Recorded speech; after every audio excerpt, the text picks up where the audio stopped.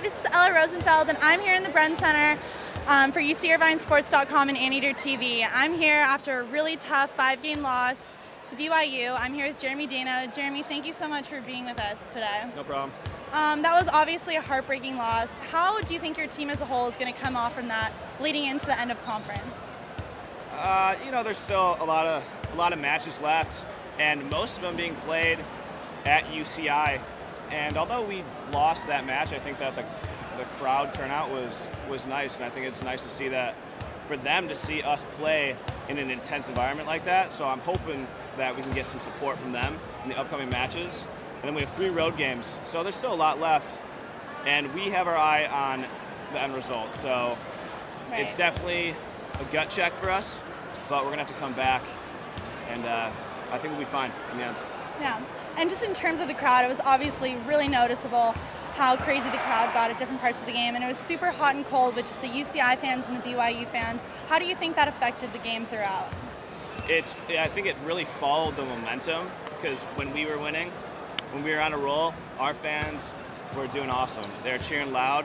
I think that's the first time I've ever seen the wave started in the Bren, which was awesome. But at the same time, BYU comes out, they get momentum, and their fans are going nuts too. And it's tough because you go to BYU and they have 6,000 fans, and it's tough to play there. And then you come to your own gym and they bring 1,000 fans regardless. So wherever they go, they have a good following. So it's almost like they're bringing their home court advantage everywhere, so they can really ride on the momentum. Yeah. And the last time you guys played BYU, it undoubtedly wasn't as good of a game as this game. How do you think you guys prepared after that game was over within this 11-game winning streak up until this game to kind of prepare for that game? Wednesday against Cal Bap, we did not play well at all. We went to 5 with them, and it was brutal. Did we go to 5? Yeah, we went to 5. There we go. It was brutal, obviously. Obviously it was brutal because I just put it out of memory. We went back yesterday and kind of reevaluated why we play the game and why we play for Irvine. And even though the result didn't show today, I think that our effort did. And we really played as a team up until the end. And in this game specifically, your hitting was an obvious highlight. Throughout the game, start to finish, how did you kind of change up your shots to make it work? This year I'm just trying to be more consistent. I definitely had a lot of fire going into this match, and I really just wanted to hit the snot out of the ball. And on some of the shots that was the case, but I'm trying to be smarter a little and do those off-speed shots, and sometimes that was the case too. And if I swing, I don't get a kill, but that team ends up getting a block or getting a dig, and we transition that point, then it's fine by me. And something we haven't seen really before this season, your serving, especially in games 3 and 4, was definitely something that really changed the momentum of the game. What do you think about when you go back to the serving line? Recently, I've been thinking, let's get this ball in the court, and sometimes it has not been working.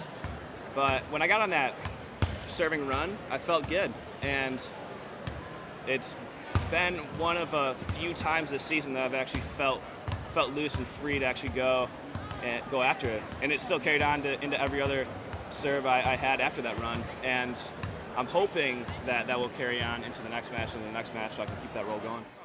How does it feel? That was obviously a heartbreaking loss, really hard. What do you think you guys are going to do as a team to kind of come off from that and go into the rest of conference?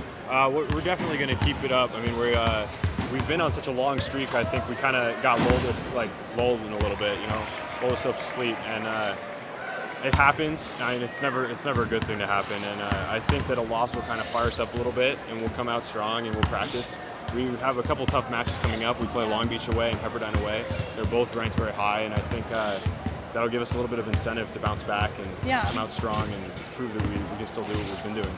And just skill-wise, I mean, you guys have obviously been working really hard after the first time you played BYU going into this game. What do you guys think you're going to keep working on or change following this game throughout the rest of conference? I don't want to give away our game plan, but I think we blocked them pretty well, and I think they know that. And they saw what we were doing, and I think they just switched it up at the end of the match, and it helped them out, and they did a lot better. And I think we did that, and if we work on it a little bit more, we should start turning a few of those tough points and carry it through all the way to the end. I mean, it was close enough that a couple points here and there will win us the game. And your blocking was phenomenal this game. You had a career high of 14 block assists.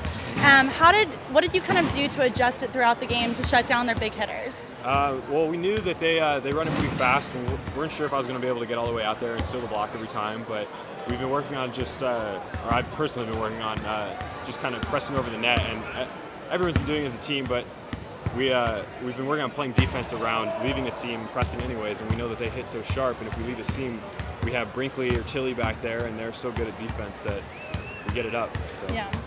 And you guys as a team are really known for kind of feeding off the crowd and using that energy. How did the crowd tonight help you? It definitely kept the energy high. I mean, we've definitely had some struggles here and there with keeping the energy high. And I mean, even though we play fairly consistent, we let some streaks go here and there. And I think we knew BYU was going to do that, but they're a good team and they're going to do that even if our energy's up. So it helped us stay steady, and we didn't lose as many as we thought we would. And this is Ella reporting to you from the Bren Center for UCIrvineSports.com and Anteater TV. It was a really tough loss, but we hope better for next time. Be sure to come to the Bren Center on March 28th at 7 p.m. to watch UC Irvine take on UC San Diego. Thanks.